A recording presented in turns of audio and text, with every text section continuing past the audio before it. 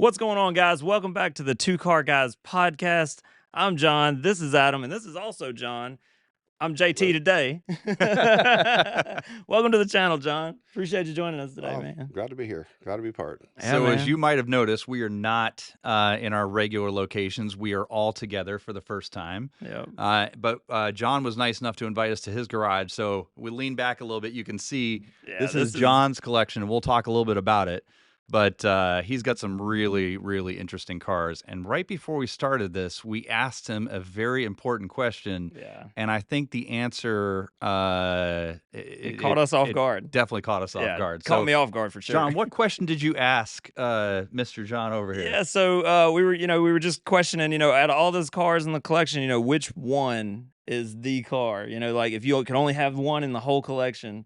And John, I'll let you answer it, man. Yeah, well, there's a lot of fun cars to choose from, and I get that question asked a lot, especially at the different car shows and people see the cars. Absolutely. But if I could only have one car, and that means driving it in the wintertime, summer, mountain runs, it would be the Porsche 911 Turbo S. That's awesome, man. So for context, right? I mean, the 911's over here. Yeah. But also in here, he has an STO, a 765 McLaren, which might be my pick.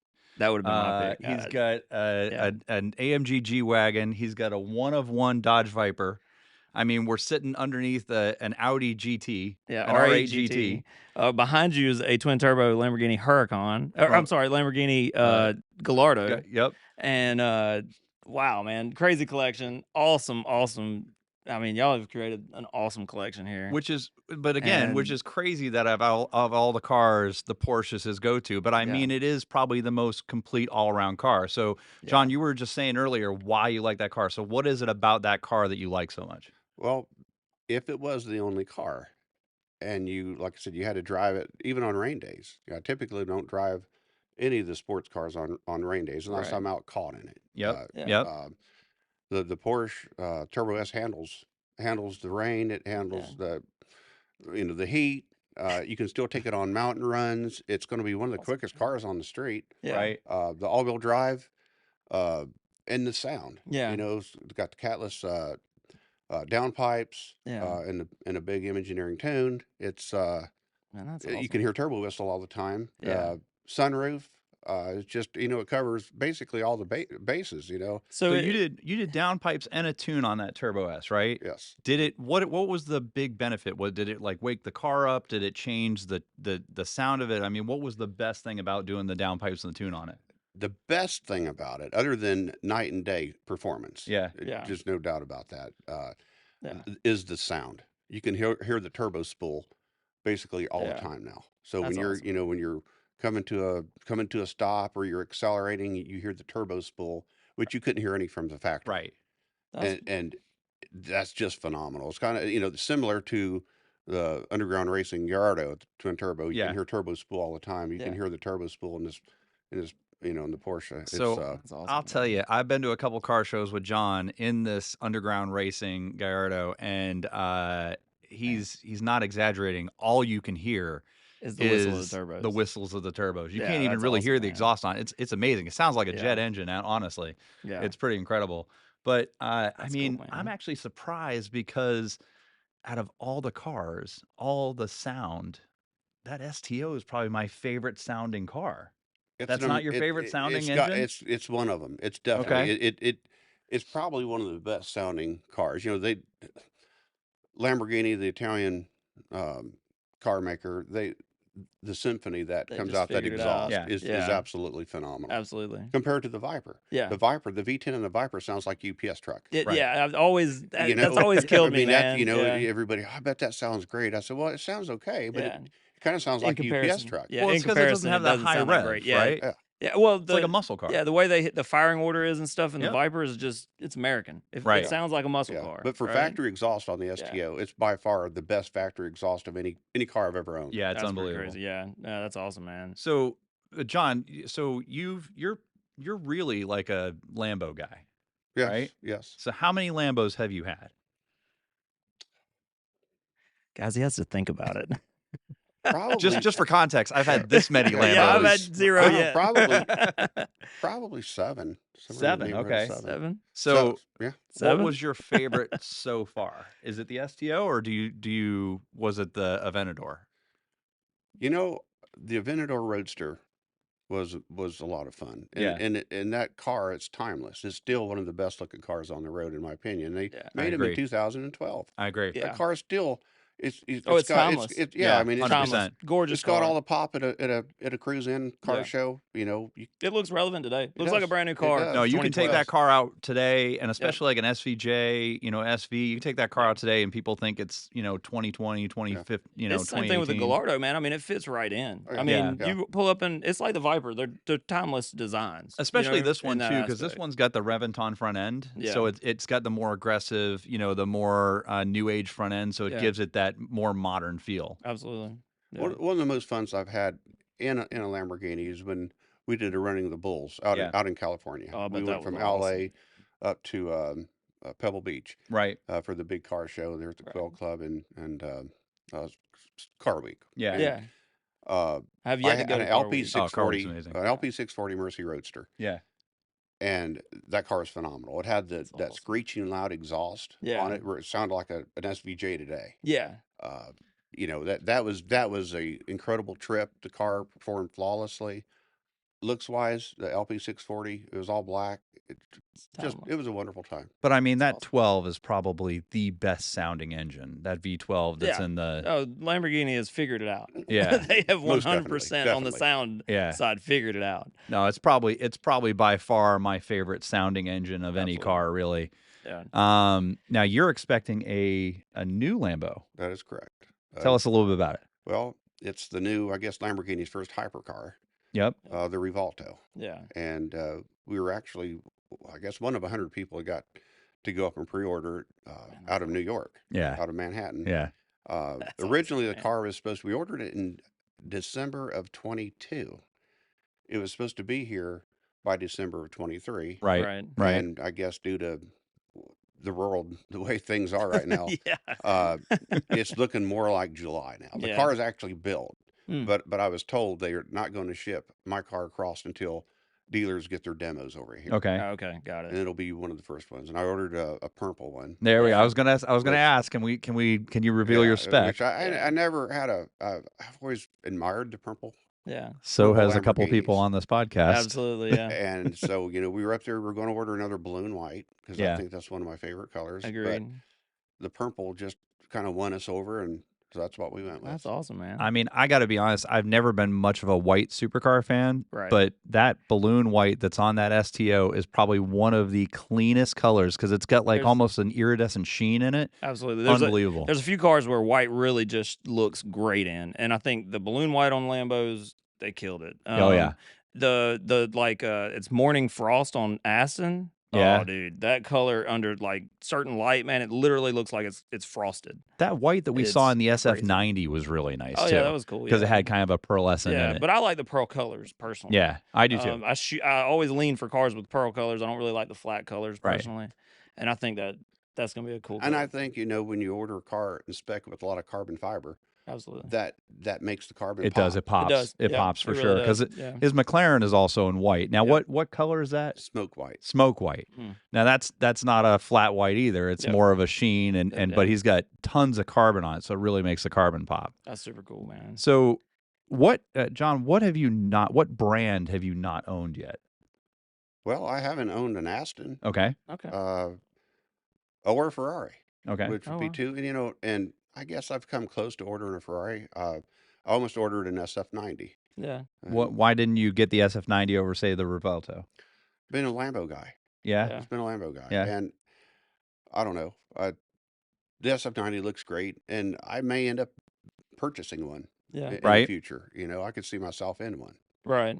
That'd be super cool. But I mean, it'd be super cool, especially if you let somebody around here drive it. I'm just saying. I need help. I need help driving these things to different cruise-ins, so that's not a problem. Well, just let me know, man. I'll come up anytime. But you guys both have cool cars, so True. You have kind of the same problem I do sometimes. Yeah, picking a car in the garage is always a tough part, right? Yeah. Yeah, Oh, last that's awesome, time John was up here, I was like, "Hey, just take the McLaren." He's like, "You sure?" I was like, "Yeah." Yeah, I even tried to talk you out of it like 3 times. Oh, no, that's awesome, Well, it's because you man. brought the Maserati, but I Yeah. mean, I hate to say it, that Maserati is not a bad car. It's not it's No, a good car, man. gorgeous. It's got a lot of look to it. Yeah, Yeah. lots of carbon on it, super clean. Yeah. And when you pulled up today, I mean, it sounds good too. Yeah, I mean, and that's all stock. I haven't changed anything on it yet. I keep saying I'm gonna change this or do that, and I just don't. I wouldn't. It's just a good car, Yeah, man. I would not it's like it. cheap. I paid what it's worth today, and it's Yeah. hadn't lost any money on it, and that's rare on a Maserati. So Yeah. I'm happy The with Maserati has Ferrari genes in it. Yeah, It does, yeah. The engine in this one's based on the 488, Yeah. which is a great sounding engine. It is. And and you add the longer exhaust, I think it actually sounds a little better sometimes. Yeah. So, Yeah. yeah. So, JT, Yeah. out of all the cars in this garage, which one would you pick if you had to pick one? Only Gen one. 5 ACR Extreme Aero. Is anybody Green shocked? Is I know, anybody guys. shocked about that? If I you know. watched the He's a clip from Viper last guy. week, I'm a Viper guy, man. I've been a Viper guy since I was a kid, though. Like, that's been the car. Yeah. And then when you finally get a Viper, it's like, all right, you want the best example of it? Well, that's Right. it right there.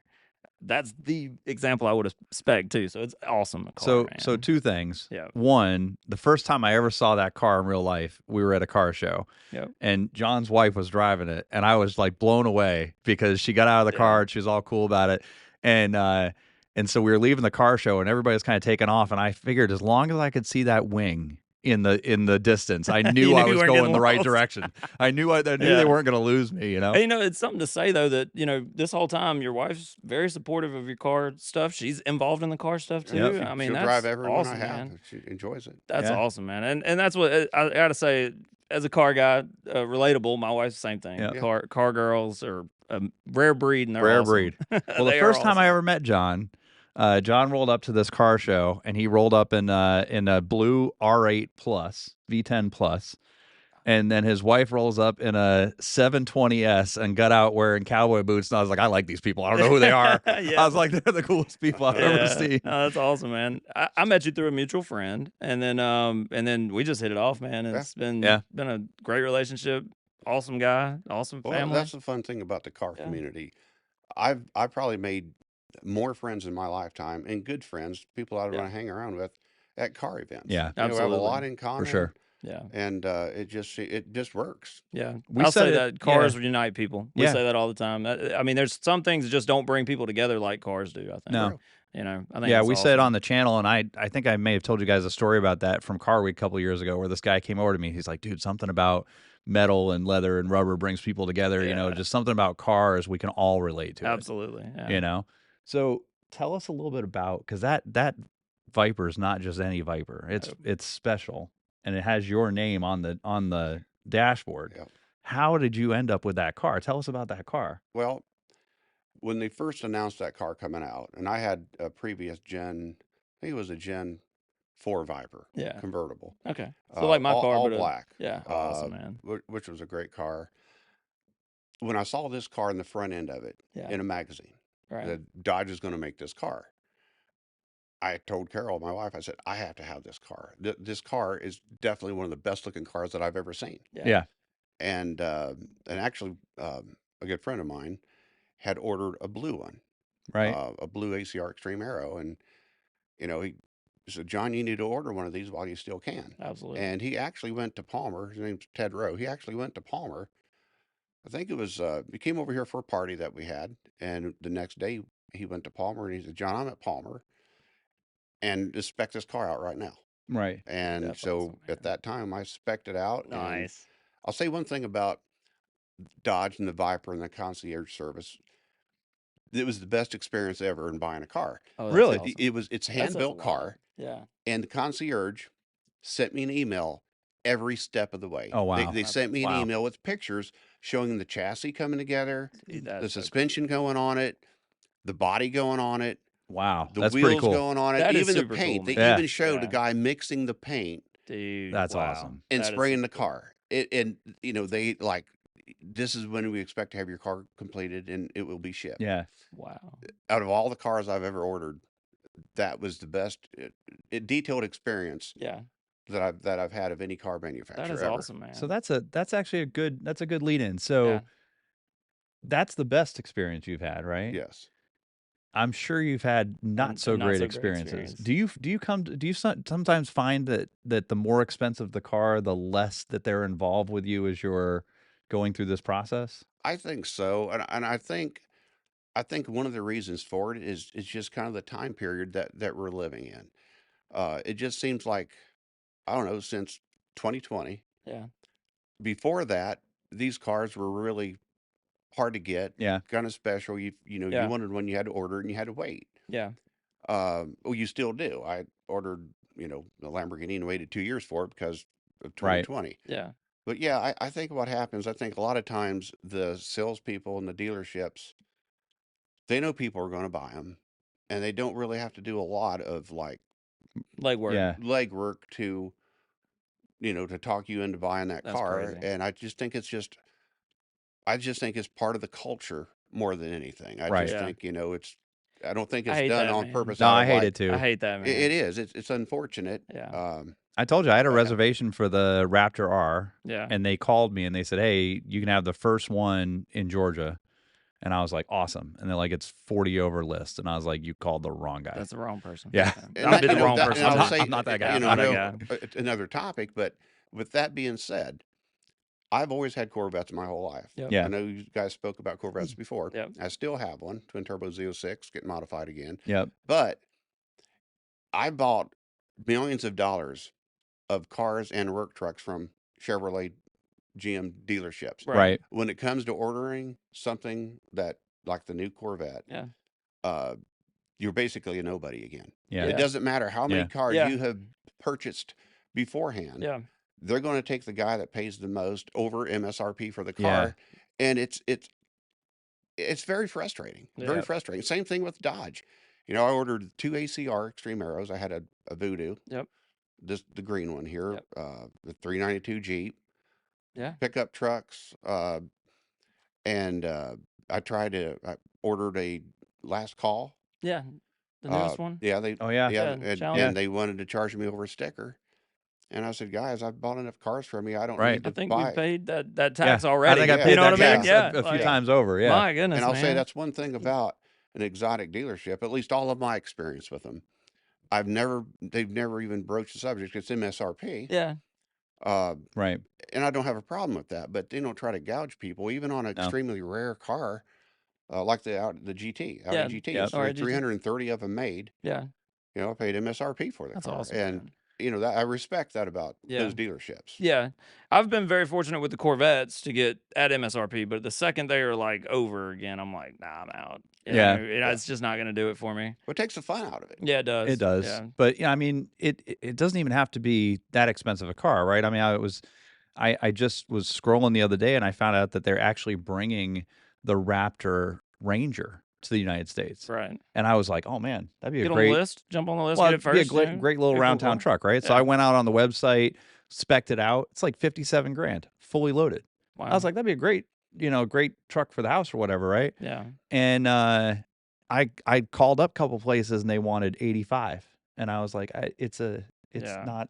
You beat your head against a wall for trying to figure this out. Yeah. Back, the government pretty much, I think, has bailed every Every Automaker, every United At States some car point, manufacturer yeah, out. at All right. some So with point, that yeah. said, take Ford for instance. My son drives a Raptor. I've got Ford trucks in my fleet. Yeah.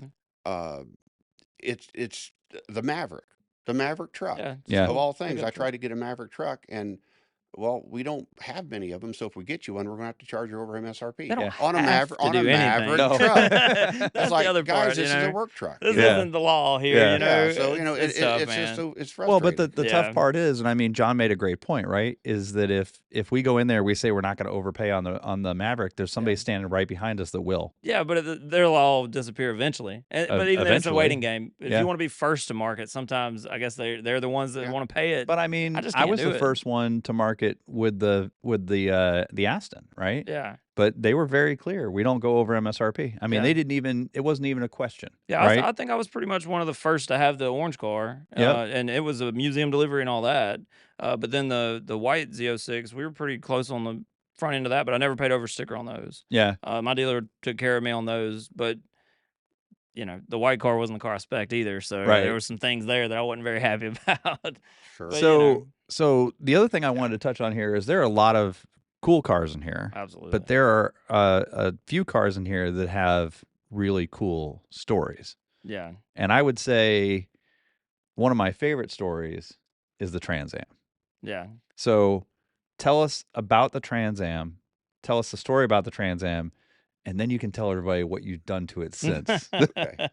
Well, I've always been into, you know, cars, even as a kid. You know, I was always fascinated with trains, airplanes, and cars. Right. You know, if there was a train, I'd want to run down to the track and see it. Yeah. You know, and honestly, when the Smokey and the Bandit movie came out, and I saw how cool that Trans Am was, how it sounded, I was sold. I mean, I just knew right then. I think it came out, whatever year it was, telling my age, but I graduated in '83. Right. So 77, something like that. Yeah. So, you know, so basically it was the first car that I owned. It was a used car, but new to me. And, you know, I was just thrilled. I couldn't have been happier getting in that black Trans Am. And, you know, since that time, you know, everything, you know, what's a kid want to do? He wants to make it faster. Yeah.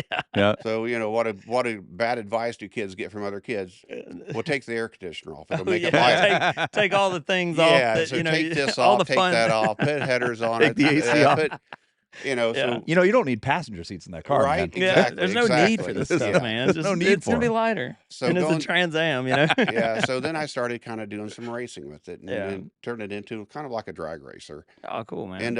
I ended up going through all the Pontiac parts. I had a 400, came with a 400, and then a 455s. Yeah. And they just, I don't know, for however reason, they just wouldn't hold together. Right.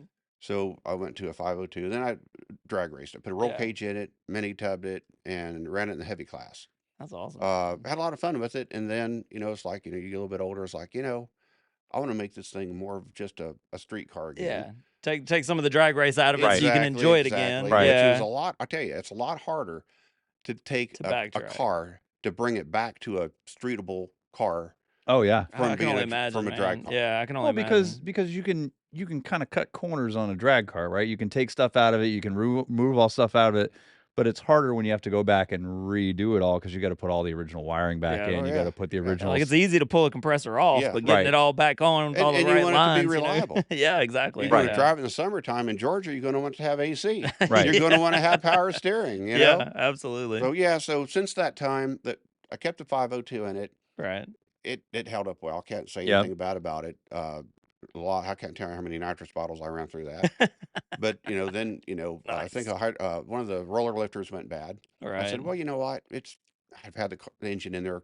It needs something different. Refresh. Right. Yeah. So I ordered a Shafroth 630 cubic inch motor. Nice. Thinking, you know, that's what I need. That's what you need. Come to find out, I ordered.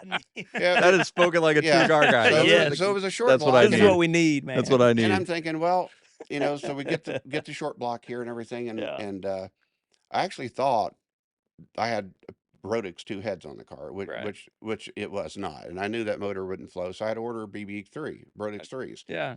It took 6 months to get those heads, but anyway, it's finally complete. It's got a 30-gallon fuel cell in it, so you actually, with the 5 miles a gallon that it gets, it's fuel injected. John, don't lie to the people that are watching this. You don't get 5. Well, right at it. So, but you know, the 30-gallon fuel cell, the Recaro seats, Right it's at got, it. you know, That's Z06 awesome, brakes, the AC, power steering, you could drive this car anywhere you wanted to. Yeah. Make a road trip in it. Yeah, I mean, so it's it was a absolutely success. immaculate That car. is awesome. I mean, it's perfect. We're gonna post pictures of all these cars if John doesn't mind. I'm cool. it's got the They're awesome, man. the Firebird right on the hood and everything. I mean, it's a beautiful car. Yeah. Yeah, he's probably a little bit faster than Burt Reynolds' car, but you know, I'd say this one actually is fast. I think Burt's was a little slow. Yeah, probably right in there somewhere. But it's a phenomenal car. I mean, you can kind of see like just the front of it sitting over my shoulder, but what an awesome car. Yeah. So, do you still have the T-Rex? I do not. You do not. No, did you get rid of that for the G-Wagon? Yes, I sold that before the G-Wagon got here. Okay. Now, I kept the Q8 for 6 months, the RSQ8. Still my favorite. But it's just one of the things. I wasn't driving it. Yeah. It's not like it was appreciating in value, although it did very well. from what I paid for it to what I sold it for. Right. Right. So, you know. But I mean, for context, it was a RSQ8 with downpipes and a tune, blacked out, carbon options, one of my favorite cars he's ever owned. Absolutely. And I've ridden it a couple of times.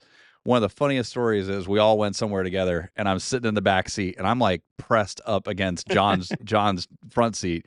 And I was like, man, this is awful.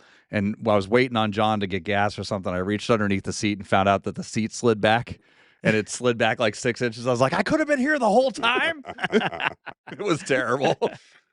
Oh man. So what's it like to manage a collection like this, man? I'm just curious. It's I'm sure there's a ton of, just maintenance and all that stuff. I mean, what is that like? Well, it's fun. Yeah. My man cave's in the back of this garage. Absolutely. And when my dad lived with me before he passed, he just couldn't get over how amazing this garage was, and that's a toy box. Yeah, 100%. Most of the people that come and visit me, at least males, they're we done when they come in here. magnetize to this. They're done when they come in this garage. So it's a lot of fun. The downside of it is insurance. Yeah. Insurance is costly on these things. Obviously, I can only drive one at a time. Right. That's the downfall to it. Right. But, it's you got to pay to play, right? That's right. You got to pay to play. Exactly. That's right. Exactly. Yeah. No, that's awesome, man. Well, we really appreciate this. I think this is a good spot to wrap it up. What do you think? Yeah, I think it's phenomenal. I mean, we appreciate. I know this was kind of last minute. But we appreciate you coming on here. So, really quick wrap up, right? Yeah. Money no object, right? Daily car, supercar, hypercar. What are you going with?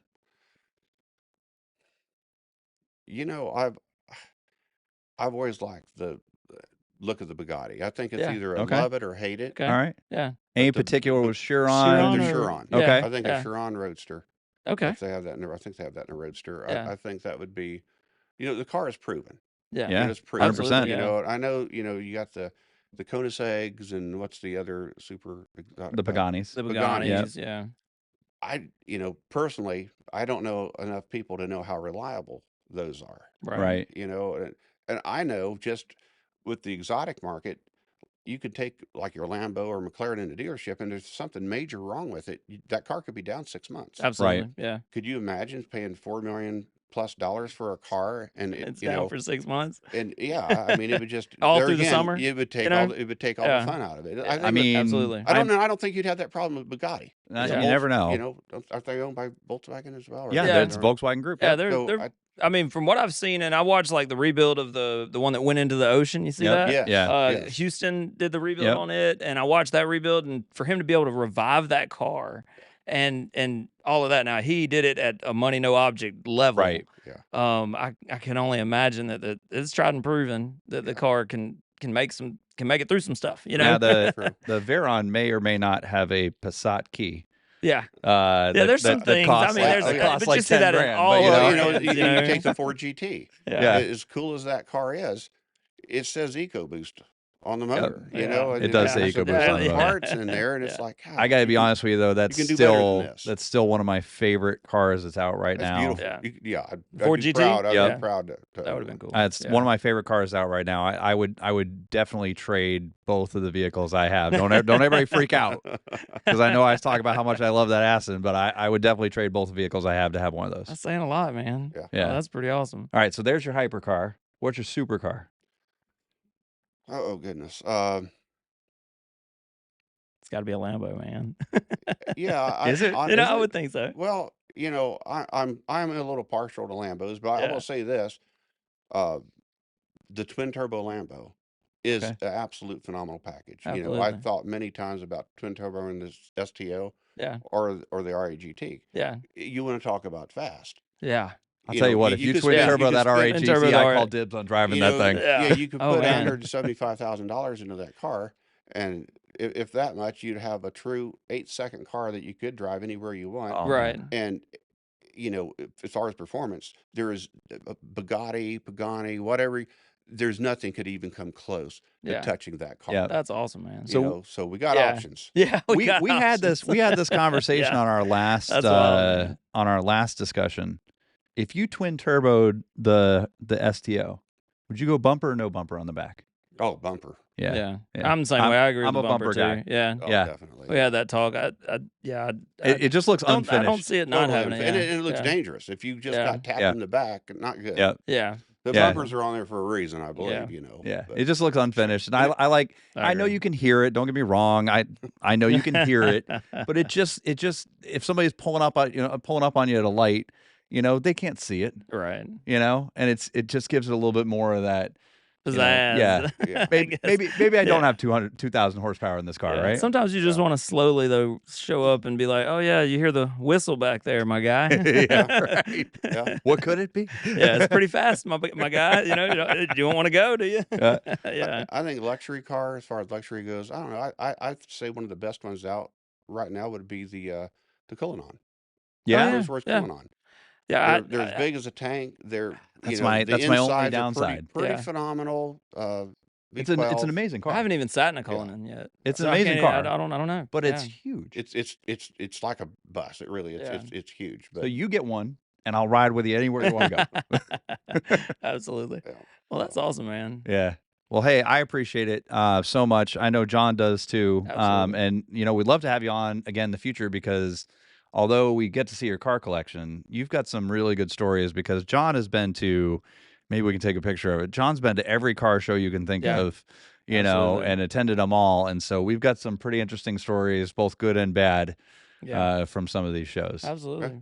Yeah, we really appreciate it, man. Yeah, thank you. Proud to be here. Thank you. Thanks everybody. Guys. Make sure you, as we always say, like, subscribe, and keep coming back for more content. See y'all next time. See ya.